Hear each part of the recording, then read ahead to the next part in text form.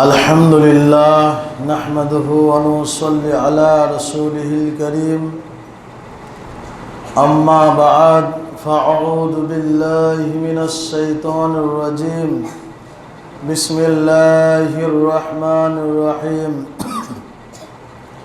الذين يؤمنون بالغيب ويقيمون الصلاة ومما رزقناهم ينفقون آيات.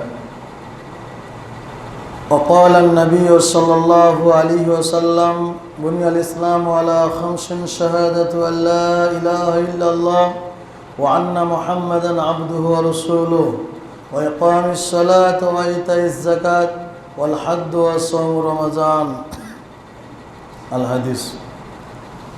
শ্রদ্ধেয় সম্মানিত বয়োজ্যেষ্ঠ বৈকনিষ্ঠ ইসলাম দরদি ভাতৃবৃন্দ, প্রশংসা গুণগান গুণকীর্তন সে মহান আল্লাহ পাক রব্বুল আলামিনের জন্য, যিনি আমাদেরকে পবিত্র মাহে রমজানের মধ্যে পবিত্র জুমার দিনে একত্রিত হওয়ার তৌফিক এনায়েত করেছেন। সেই মহান আল্লাহ রব্বুল আলামিনের প্রশংসা পৃথিবীর শুরু থেকে নিয়ে শেষ পর্যন্ত করা যাবে না, তাই আমরা তার প্রশংসা ছোট্ট একটা বাক্যে সবাই মিলে করে বলি আলহামদুলিল্লাহ। তারপরে পরে আমাদের ধর্মের গুরু মা আমিনাল্লাহ মরুর দুলাল কায়নান্দার তাজদারে মাদানী নবী মুহাম্মদুর রাসূলুল্লাহ সাল্লাল্লাহু আলাইহি ওয়াসাল্লামের উপর শত কোটি শান্তির দ্বারা বর্ষিত হোক। আল্লাহুম্মা সাল্লি আলাইহি আল্লাহুম্মা বারিক আলাইহি। প্রিয় ইসলাম দরদি ভাতৃবৃন্দ, আমি আপনাদের সামনে কোরআন মাজিদের মধ্যে সূরা বাকারার একটি আয়াত পরিবেশন করেছি এবং নবীর জবান থেকে যে হাদিস বেরিয়েছে সেই হাদিস থেকে একটি হাদিস পরিবেশন করেছি। সে আয়াত এবং হাদিসকে সামনে রেখে আজকে সংক্ষিপ্ত জুমার খুতবা ঘটাবো। আমা তৌফিক ইল্লা বিল্লাহ। আজকে জুমার খুতবার বিষয় যেটা আমি চয়েস করেছি বা বলবো মনে করেছি সেটা হচ্ছে যাকাত, এবং আনুষঙ্গিক কিছু কথা বলে খুতবায়তি ঘটাবো। ওমা তৌফিক ইল্লা বিল্লাহ। প্রিয় ইসলাম দরদি ভাতৃবৃন্দ, আমরা এই যাকাত সম্পর্কে অনেক আলোচনা শুনেছি। নতুন কিছু আলোচনা হবে এরকম করার কথা নয়। আমরা যে যাকাত আজকে আমাদের সমাজে যে ধরনের মানুষ চলাফেরা করি, এই যাকাতকে অনেক আমরা অবহেলা করি। আজকে যদি খোঁজ খবর নিয়ে দেখা যায়, মানুষের কাছে টাকা আছে, পয়সা আছে, ব্যাংক ব্যালেন্স আছে, সব কিছুই আছে, কিন্তু যদি তাকে যাকাতের কথা বলা যায় তখন দেখবেন তার মেজাজটা খুব একটা ভালো থাকে না। অথচ এই যাকাত এমন একটা বিষয় বা এমন একটা ইবাদত যেটা ইসলামের মেন খুঁটিখাম্বা, মেন রুকুন যেগুলো, তার মধ্যে একটা এই যাকাত। সর্বপ্রথমে আমরা জেনে নেব এই যাকাত শব্দের অর্থ কী। যাকাত শব্দের অর্থ হচ্ছে শুদ্ধ হওয়া, পরিষ্কার হওয়া, বৃদ্ধি পাওয়া। যাকাত শব্দের অর্থ বৃদ্ধি পাওয়া, শুদ্ধ হওয়া, পরিষ্কার হওয়া। এগুলো হচ্ছে শাব্দিক মানে বা লাগবি মানে। এবার আপনি আমি বলবো যাকাত দিলে কি করে আমাদের বৃদ্ধি পায়।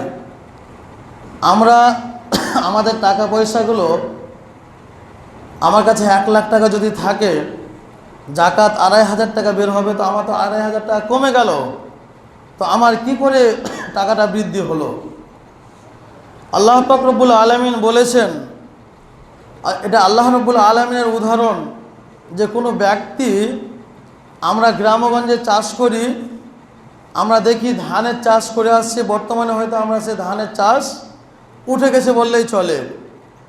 তো ধানের চাষ আমরা যে করি, আমরা যে বীজটা পুঁতি বা যেই ধানটা আমরা প্রতি আমরা মূলত সেখানে কিন্তু কি করি, একটাই ধানের বীজ নিয়ে আমরা ছিটিয়ে দিই। মানে ওই একটা থেকে আমাদের বীজগুলো থেকে অনেক হয়, ধরলেন তার শিকড় বের হয় 5-7টা শিকড় বের হলো, তারপরে ওই শিকড়ের আবার প্রত্যেকটা শিকড় থেকে দেখবেন ধান আমরা চাষ করেছি বুঝি, অনেক ধান একটা একটা শিকড় থেকে বেরিয়ে যায়। অনুরূপভাবে জাকাত হচ্ছে ওইটাই, যে আপনি জাকাত যদি বের করেন বা কোরআন ও হাদিসের নিয়মে যে জাকাত ফরজ হওয়ার পরে আপনি যখন জাকাত বের করবেন, তখন মূলত আপনার কাছে মনে হবে যেটা আমার ক্ষতি হলো বা এটা আমার কাছ থেকে চলে গেল। প্রকৃতপক্ষে এটা নেকির দিকে যদি আমরা দেখতে যাই, পরকালে এই নেকিটা অনেক অনেক বেশি আমাদের আমলনামায় লিপিবদ্ধ করা হবে। যেমন একটা ধান থেকে কয়েকটা শিকড় হয়, কয়েকটা শিকড় থেকে কয়েকশো আপনার ধান হয়। ওইরকমভাবে আজকে আপনি আমি যদি 1 টাকা দান করি, এই 1 টাকা থেকে আমাদের কাল কিয়ামতের ময়দানে আমরা দেখতে পাবো অনেক রকমের দানের ফজিলত, অনেক রকমের দানের কিনা আপনার যে আমি জাকাত দিয়েছি এর নেকি আমার আমলনামাতে লিপিবদ্ধ করা হয়েছে। এবার আসি, আমরা জাকাত দিব কোন মাল থেকে আমরা জাকাত দেব। মালের জাকাতের নিসাব কোরআন হাদিসের মধ্যে যেটা আছে সেটা হচ্ছে সোনা, চাঁদি এবং শস্য, যেগুলো আমরা চাষ করি। আমরা জানি কোনো ব্যক্তির কাছে যদি 7.5 ভরি সোনা থাকে তাহলে তার উপর জাকাত ফরজ হয়ে গেল, মানে তাকে জাকাত দিতে বাধ্য।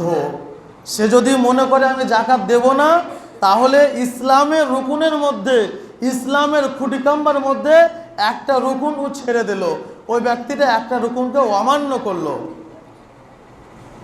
তাহলে এই জাকাত কি বললাম, সোনা থেকে যেটা হয় 7.5 ভরি সোনার দাম বর্তমানে যেটা হয়, আমরা অবগত আছি, বর্তমান যে সোনার দাম আমরা সকলেই জানি।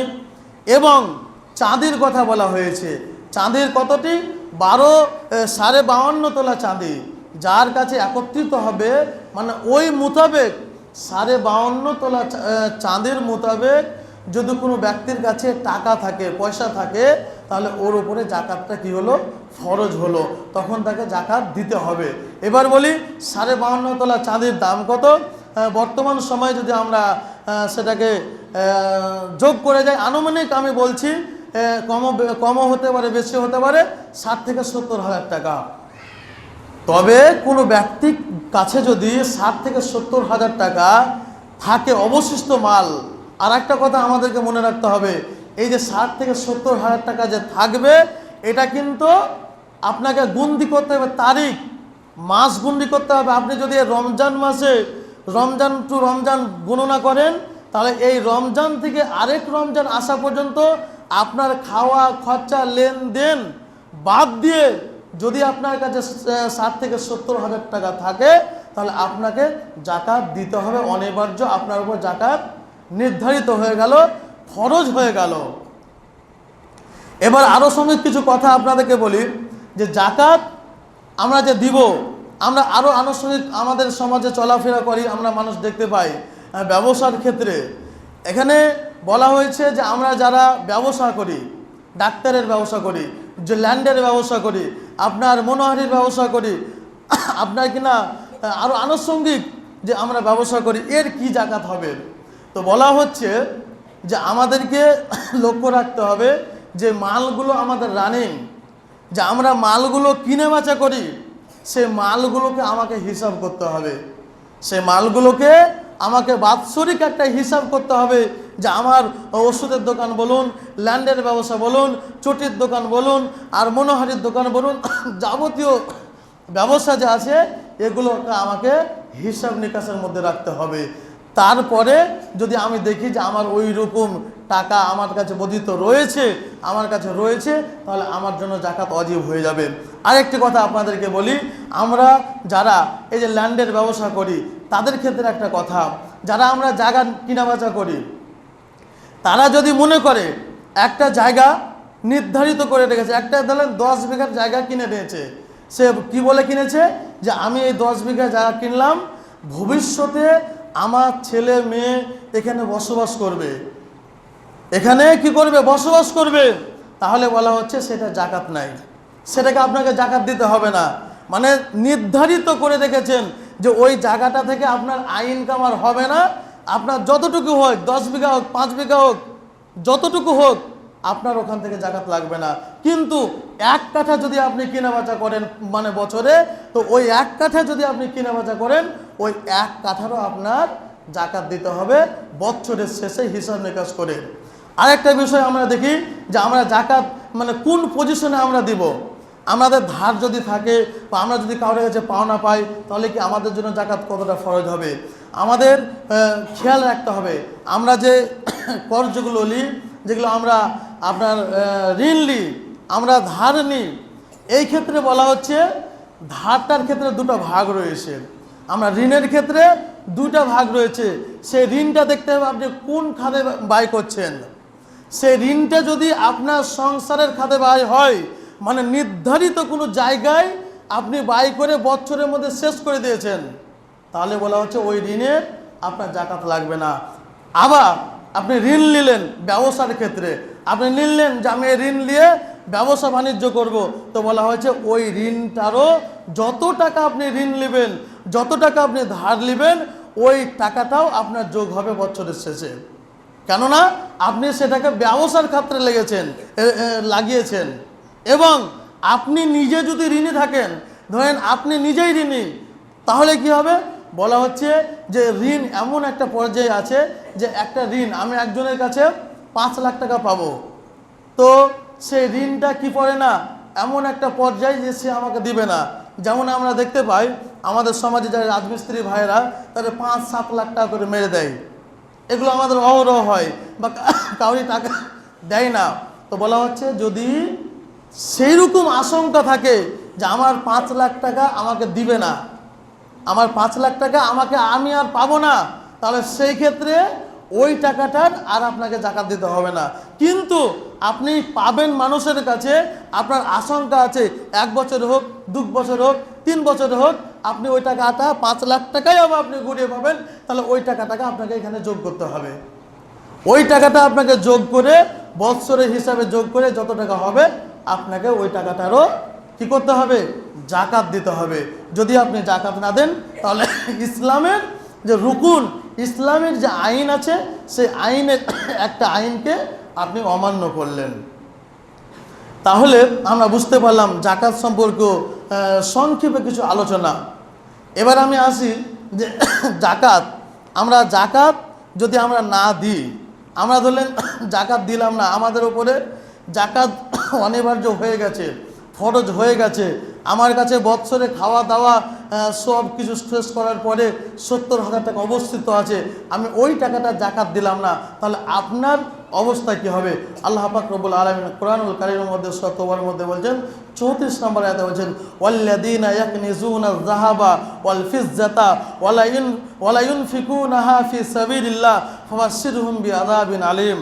অর্থাৎ আল্লাহ পাক রব্বুল আলামিন বলছেন, যারা সোনা রূপা আপনার পঞ্জিতে আছে, ওই মোতাবেক টাকা রয়েছে, ওই মোতাবেক অর্থ রয়েছে, তারপরেও যারা জাকাত দেয় না, যারা সেই টাকা থেকে মানুষকে দান করে না, বলা হচ্ছে আল্লাহর পথে ব্যয় করে না, আল্লাহ নবীকে বলছেন, হে নবী তুমি তাকে সুসংবাদ দাও। কি দাও? তুমি তাকে সুসংবাদ দিয়ে দাও, তার জন্য যন্ত্রণাদায়ক একটা আযাব আমি আল্লাহ পাক রব্বুল আলামিন রেডি করে রেখেছি। তারপরে আল্লাহ পাক রব্বুল আলামিন আবার কি বলছেন, ইয়াউমা ইউমহা আলাইহা ফি নারি জাহান্নাম ফাতুকওয়া বিহা জিবাহুহুম ওয়া জুনুবুহুম ওয়া জুহুরুহুম হাযা মা কানাজতুম লিআনফুসিকুম ফাযুকু মা কুনতুম তাকনিজুন। অর্থাৎ সেদিন, যেদিন আমরা যদি আমাদের কাছে সামর্থ্য হয়ে গেছে জাকাতের, আমাদের কাছে সামর্থ্য হয়ে গেছে জাকাত দেওয়ার, তারপরে যদি আমরা জাকাত না দিই, আল্লাহ পাক রব্বুল আলামিন বলছেন কাল কিয়ামতের ময়দানে জাহান্নামের মধ্যে সেই ব্যক্তিকে কি করা হবে, আপনার কিনা লোহা জাতীয় জিনিস বলুন, মার্বেল জাতীয় জিনিস বলুন, তার গরম করে শিক জাতীয় জিনিস বলুন, গরম করে তার কিনা আপনার কিনা কপালে আপনার ঠেকানো হবে, তার কষাতে ঠেকানো হবে। এই তাফসিরে বলছেন আল্লাহ নবী সাল্লাল্লাহু আলাইহি সাল্লাম বলছেন, যদি ওই পর্যায়ে মানুষ চলে যায় যে জাকাত ফরজ হয়ে যাওয়ার পরেও সে জাকাত দিল না, আল্লাহ নবী সাল্লাল্লাহু আলাইহি সাল্লাম বলছেন তার এই দুই কষাতে আল্লাহ পাক রব্বুল আলামিনের অর্ডারে দুইটা সাপ অনিবার্য করা হবে, দুইটা সাপ আপনার তৈরি করে দেওয়া হবে, সেই সাপে তাকে দংশন করতে থাকবে, সেই সাপে তাকে আপনার দংশন করতে থাকবে। এত বড় আযাব আমাদেরকে দেবে যদি আমরা কি করি, জাকাত আমরা সঠিকভাবে তুলতে না পারি বা আমরা সঠিকভাবে না দিই। এই জাকাত দিলে আমাদের অনেক লাভ রয়েছে, আমাদের গ্রামগঞ্জের লাভ রয়েছে। আজকে যদি আমরা সঠিকভাবে মানুষেরা যদি সঠিকভাবে জাকাতটাকে তুলতাম, তাহলে এই গ্রামে যে অসহায় দরিদ্র মানুষগুলো আমরা দেখতে পাচ্ছি, সেই দরিদ্র মানুষগুলো আজকে এই গ্রামের মধ্যে থাকতো না। আল্লাহ পাক রব্বুল আলামিন সূরা বাকারার মধ্যে বলছেন, আল্লাযীনা ইউমিনুনা বিল গায়বি ওয়া ইউকিমুনাস সালাত ওয়া মিম্মা রাযাকনাহুম ইউনফিকুন। আল্লাহ পাক রব্বুল আলামিন বলছেন, হে আমার ঈমানদার বান্দারা, তোমরা শোনো, তোমরা কি করো, নামাজ পড়ো, সালাত আদায় করো, সালাত আদায় করার পরে পরে তোমরা কি করো, মানুষকে দান করো। এখানে দানের ব্যাখ্যা বিশ্লেষণে তাফসিরে জাকারিয়াতে লিখছেন, এই দানের ব্যাখ্যা বিশ্লেষণ হচ্ছে জাকাত। আপনাকে জাকাত তুলতে হবে। প্রত্যেকটা মানুষ যারা আজকে আমরা এই গ্রামে বসবাস করি, নাম করলে নাম করা হবে, নাম করছি না, প্রত্যেকটা মানুষ আজকে অনেক মানুষের আজকে এই গ্রামে জাকাত ফরজ অনিবার্য হয়ে আছে। কিন্তু একটা কিভাবে জানেন, যে আমাদের টাকার প্রতি লোভ লালসা, আমাদের টাকার প্রতি ভালোবাসা, আমাদের জমি জায়গার প্রতি ভালোবাসা, আমাদের আয় ইনকামের প্রতি ভালোবাসাকে রেখে আজকে আমরা এই অসহায় দরিদ্র মানুষগুলোকে তাদেরকে চোখ দেখি না, তাদেরকে চোখ তুলে তাকাই না।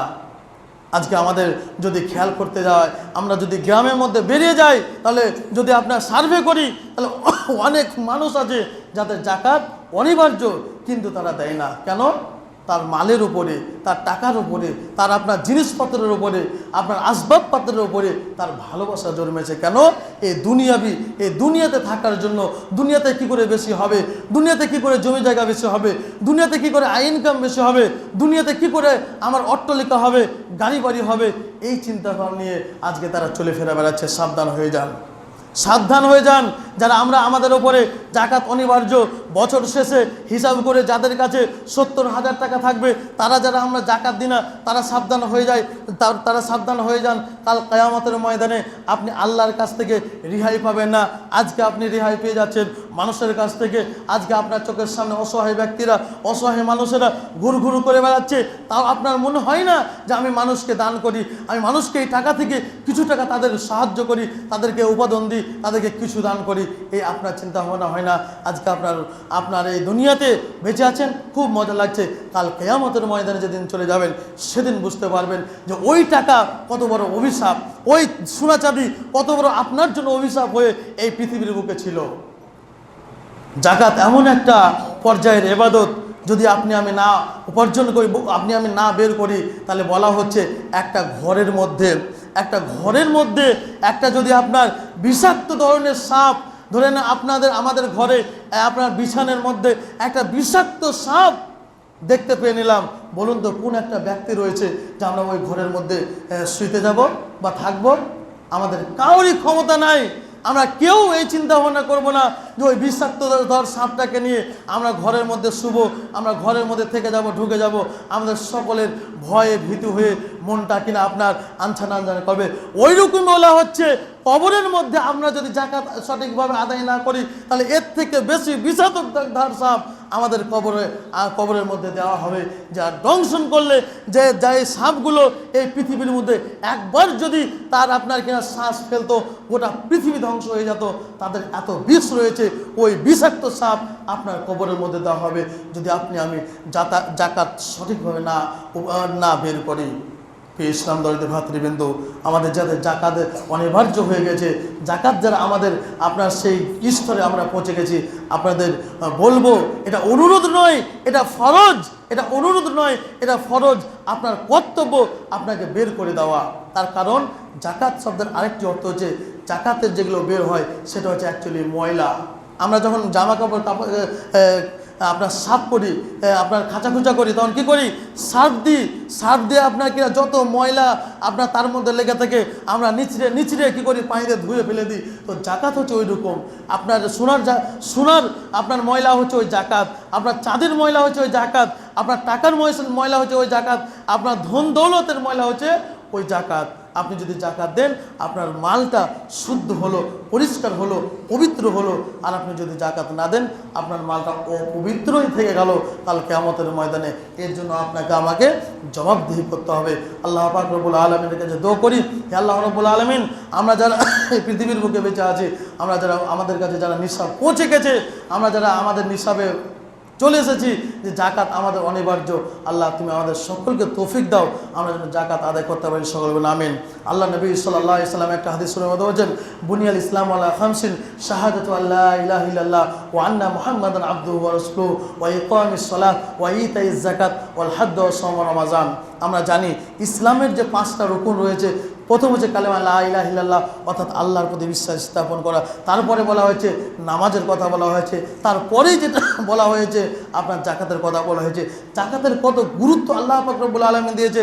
যেখানে আল্লাহ রব্বুল আলামিন কোরআন মাজিদের মধ্যে আপনার অধিকাংশ জায়গায় যেখানে নামাজের কথা বলেছেন সেখানে জাকাতের কথা বলেছেন। তোমরা নামাজ পড়ো, তারপরে জাকাত দাও। ও আকিমুস সালাহ ও আতুস জাকাত ও আকামাস সালাহ ও আতাস জাকাত ও আকিমুস সালাহ ও আতুস জাকাত। নামাজ পড়ো, তারপরে তোমরা তোমাদের মালগুলোকে শুদ্ধ করার জন্য জাকাত আদায় করো। যদি তোমরা জাকাত না দাও তাহলে তোমাদের মাল শুদ্ধ হবে না, পরিষ্কার হবে না, পবিত্র হবে না, অপবিত্র হয়ে যাবে। আল্লাহ পাক রব্বুল আলামিনের কাছে দোয়া করি, হে আল্লাহ আমাদের প্রত্যেক মানুষকে যারা আমরা সেই জাকাতের নিসাবে বছর শেষ করে আমাদের যারা জাকাতের নিসাবে পৌঁছে গেছে, আল্লাহ তুমি আমাদের সকলকে জাকাত দেওয়ার তৌফিক দান করো। সকলে আমিন। আর একটি কথা বলে আজকে আমার খুতবা ইতি ঘটাবো। সে কথাটা হচ্ছে এই যে ইতিপূর্বে আমি গত 2-1 বছর ধরে বলেই আসছি, তারপরেও মানুষকে বলতে হয় যে আমরা কি করি? ঈদের সামনে যে আমাদের ঈদ রয়েছে, এই ঈদ একটা খুশির একটা মৌসুম। এই ঈদ হচ্ছে মুসলিমদের জন্য, আমাদের জন্য একটা খুশির দিন। এই দিনে আমাদের অনেক খুশি আছে, অনেক আনন্দ আছে, অনেক ফুর্তি আছে, ছেলে মেয়ে নিয়ে অনেক ফুর্তি আছে, আপনার বাপ ভাইদেরকে নিয়ে অনেক খুশি। কিন্তু এই খুশি এমনটা যেন না হয় এটা হারাম পর্যায়ে পড়ে যায়। এই খুশি বছরে আমাদের কাছে 2 বার আসে, একটা ঈদুল ফিতর, ঈদুল আজহা। তাহলে এই ঈদুল ফিতর আজকে আমাদের সামনে এসে উপস্থিত হয়েছে। আর কয়েকটা দিন পর এই ঈদুল ফিতর, এই খুশি আমরা উদযাপন করব আমাদের ছেলে মেয়েদেরকে নিয়ে, আমাদের বাপ ভাইকে নিয়ে, আমাদের আরও সেই পাক প্রতিবেশীদেরকে নিয়ে। সেই খুশিতে দেখতে হবে যাতে আমরা কি করি? আপনার সঠিকভাবে কোরআন হাদিসের যেটা খুশি সেই খুশি পালন করতে পারি। আরেকটি বিষয় সেটা হচ্ছে হাদিসের অর্থটা শুধু আমি বলবো, সেটা হচ্ছে এই যে আমরা যে মহিলাদের ক্ষেত্রে আমরা এগুলো কতটা ধ্যান দিই না। আগেকার যুগে নবী সাল্লাল্লাহু আলাইহি সাল্লামের যুগে আপনারা কিনা মহিলারা প্রশ্ন করতো, যখন সাহাবারা কি করতো? যুদ্ধের ময়দানে যেত, আপনার কিনা যুদ্ধের আপনার বেশি নেকি করতো। যুদ্ধতে আল্লাহ রাসূল সাল্লাল্লাহু আলাইহি ওয়াসাল্লাম যখন ঘোষণা করলেন যুদ্ধতে যে ব্যক্তি শহীদ হয়ে যাবে তার জন্য কোনো হিসাব হবে না, জান্নাতের মধ্যে চলে যাবে। মহিলারা প্রশ্ন করলেন, ইয়া রাসূলুল্লাহ, পুরুষ তাদের জন্য এরকম নিয়ম হলো, তারা তো বিনা হিসাবে জান্নাতে যাবে, তাহলে আমরা কি করব? আমাদের কি নেকি আছে যে আমাদের দ্বারাও আমরাও কি করব? বিনা হিসাবে জান্নাতে যাব, বিনা হিসাবে আমরা জান্নাতের মধ্যে প্রবেশ করব। আমাদের জন্য কিছু আমল, কিছু ইবাদত আপনি বলে দেন। আল্লাহ রাসূল সাল্লাল্লাহু আলাইহি সাল্লাম অনেক আমল বলেছেন মহিলাদের জন্য, যে তোমাদেরকে আপনার কিনা তোমাদেরকে কি করতে হবে? স্বামীর ইতাআত করতে হবে, 5 ওয়াক্তের নামাজ পড়তে হবে, আপনার কিনা রমজান মাসে রোজা করতে হবে। এই সমস্ত জিনিসগুলো যদি তোমরা ভালোভাবে করো তাহলে তোমাদের জন্য জান্নাত অনিবার্য। বলার কারণ হচ্ছে এই যে আমরা যেন মহিলাদেরকে নেকি থেকে বঞ্চিত না করি। আমাদের উচিত হবে, আমাদের কর্তব্য হবে যে আমরা যেমন নেকি করি, আমরা যেমন নামাজ পড়ে নেকি করি, আমরা সালাত পড়ে নেকি করি, জাকাত দিয়ে নেকি করে, দান করে নেকি করি, সেরকম মা বোনদের হক আছে তাদেরও নেকিতে আপনাকে সামিল করা। গত 2-1 বছর ধরে বলি যে ঈদের সালাত মহিলারা কোথায় পড়বে, শুধু অর্থটা বলি। উম্মে আতিয়া রাদিয়াল্লাহু তাআলা আনহা থেকে বর্ণনা করেন, রাসূলুল্লাহ সাল্লাল্লাহু আলাইহি ওয়াসাল্লাম বলেছেন যে মহিলাদের নামাজ হবে ঈদগাহের ময়দানে, মহিলাদের নামাজ হবে ঈদগাহের ময়দানে। সেখানে আপনাকে আমাকে ব্যবস্থা করতে হবে, সেখানে আপনাকে আমাকে তৈরি করতে হবে, ওই রকম সিচুয়েশন তৈরি করতে হবে যেই রকম সিচুয়েশন ইতিপূর্বে আল্লাহ নবী সাল্লাল্লাহু আলাইহি সাল্লামের যুগে ছিল, যেই রকমভাবে একসাথে মহিলাদেরকে নিয়ে ঈদের ময়দানে নামাজ পড়েছেন। বর্তমান সময়ে আজকে আমাদের টাকা পয়সার কোনো কম কমতি নাই। আজকে আমরা যদি টাকার কথা বলতে যাই, আপনার কিনা 1 ঘন্টার মধ্যে লাখ লাখ টাকা উঠে যাবে, কোনো অসুবিধা হবে না। কিন্তু এত দুর্বলতা কেন? আজকে যদি আমরা দেখতে যাই এই ঈদগাহের মধ্যে এখন পর্যন্ত যেই ব্যাপারে কোরআন ডাইরেক্ট বলেছে মহিলাদের আপনার কিনা ঈদের নামাজ হবে ঈদগাহের ময়দানে, ফাঁকা ময়দানে, আপনি আমি কেন ব্যবস্থা করলাম না? এখানে অনেক কমিটিতে লোক রয়েছেন ঈদগাহ কমিটিতে, আরও তো অন্য ফতোয়া নিয়ে আপনি খুব মাতামাতি করলেন, অন্য ফতোয়া নিয়ে আপনার কিনা বাইরা ফুটামো চললো, আপনি কোনো নিজেকে খুব আপনার মুফতি বলে দাবি করলেন। কিন্তু আপনার কর্তব্য ছিল মহিলাদের নামাজের জন্য ব্যবস্থাটা করা। আপনাকে কাল কিয়ামতের দিন হিসাব দিতে হবে, জবাবদিহি করতে হবে যে আপনি কমিটিতে থাকার পরেও কেন আপনি করলেন না, যেখানে হাদিস ফোকাস আছে যে মহিলাদেরকে নিয়ে যেতে হবে। মহিলা আপনার ঈদের জায়গা পাকা করতে হবে, এটা কোনো হাদিসে নাই। ঈদের জায়গা যে পাকা করতে হবে, মার্বেল করতে হবে, আপনার কিনা দোতলা 3 তলা করতে, এটা কোনো আপনার জয়ীফ হাদিসেও নাই। তারপরে আমরা সেগুলোর দিকে বেশি লক্ষ্য করি, যেটাকে লক্ষণীয় বিষয় সেটা আমরা লক্ষ্য করি না। বললেও বলছিলাম, তারপরেও আমরা আলেম ওলামাদের মুখ থেকে যেটা ফতোয়া শুনে আসি, আপনারা শুনেছেন গত বছর ইলিমপুরের বুকে তারা সভা করেছিল, সেখানে আমরা শুনেছিলাম যে মহিলাদের যারা ব্যবস্থা যে এখনও করতে পারলে না, তাহলে তাদেরকে নেকি থেকে আমরা কেন বঞ্চিত করব? নেকি থেকে বঞ্চিত করা অবশ্যই আমরা অপরাধমূলক কাজ, এটা যে তারাকে আমরা কি করি নেকি থেকে বঞ্চিত করে দিই। আমাদের দায়িত্ব হবে তারা কি করে ঈদের নামাজটা একত্রিত করতে পারে, তারা কি করে, আমরা যেরকম দান করছি সাদকা করছি, তারা কি করে দান করতে হবে। আপনি স্বামী, আপনি নিজে দান করলেন, আর আপনার স্ত্রীকে পয়সা দেবেন না দান করার জন্য? তারা তো কিছু হক রয়েছে দান করার। প্রত্যেক স্বামীকে বলছি, প্রত্যেক গার্জেনকে বলছি, আপনারা আপনার স্ত্রীকে টাকা পয়সা দিয়ে রাখবেন, আপনার স্ত্রীকে আপনার পয়সা দিয়ে রাখবেন, যেন উনিও ওর নিজের মতন করে মানুষকে, গরিব মিসকিনকে দান করতে পারে। যাই বলছিলাম যে আমরা যদি ঈদগাহের ময়দানে মহিলাদেরকে না নিয়ে যেতে পারি, তাহলে আমাদের কর্তব্য কী? একটা হাদিস আপনাদেরকে পরিষ্কার জানতে হবে যে আমরা যারা মহিলাদের নামাজ পড়ি, মহিলারা কোনো দিনও কখনোই জামাত করে মহিলাদের ইমামতিতে নামাজ পড়তে পারে না। এটা কোনো হাদিসে নাই। তাহলে আমাদের দেশে হচ্ছে এটা আমাদের গায়ের জোরামি, আমরা নিজে থেকে করছি, এটা হাদিসের কথা নয়। আমরা আনুষঙ্গিক কথা যখন কাজ করি তখন খুব হাদিসের কথা বলি, কিন্তু এই যে মহিলাদের যে নেকি থেকে তারা বঞ্চিত হতে, কেন আপনি একেবারের জন্য চিন্তা করলে না? যাই বলছিলাম, যে সমস্ত যে ঈদগাহগুলোতে আমরা এখন পর্যন্ত জায়গা করতে পারলাম না মহিলাদের জন্য, তাদেরকে বলতে চাই আপনার প্রত্যেক মসজিদে তাদের ব্যবস্থা করুন নামাজ পড়ার জন্য। এবার আপনি বলবেন আপনার ঈদগাহ তো যেতে হবে, তাহলে মসজিদে কি করে পড়বে? মসজিদে পড়ার নিয়ম হচ্ছে প্রথমে 2 কাতার আপনার ছেলে থাকতে হবে, এটা বাধ্যতামূলক, এবং ছেলে দিয়ে তাদেরকে নামাজ পড়েন, তাহলে ইনশাআল্লাহ আজিজ আল্লাহ যদি চাই তাহলে ওই রকম সওয়াব তার আমলনামায় লিপিবদ্ধ করা হবে। আমরা এই ব্যবস্থাপনা করব বলে ইনশাআল্লাহ। এখান থেকে আমি আমার খুতবা ইতি করছি। ওমা আলাইনা ইল্লাল বালাগ। আল্লাহুম্মা সাল্লি আলা মুহাম্মাদ ওয়া আলা আলি মুহাম্মাদ কামা সাল্লাইতা আলা ইব্রাহিম ওয়া আলা আলি ইব্রাহিম ইন্নাকা হামিদুল মাজিদ। আল্লাহুম্মা বারিক আলা মুহাম্মাদ ওয়া আলা আলি মুহাম্মাদ কামা বারাকতা আলা ইব্রাহিম ওয়া আলা আলি ইব্রাহিম ইন্নাকা হামিদুল মাজিদ। সুবহানা রাব্বিকা রাব্বিল ইজ্জাতি আম্মা ইয়াসিফুন ওয়া সালামুন আলাল মুরসালিন ওয়াল হামদুলিল্লাহি রাব্বিল আলামিন।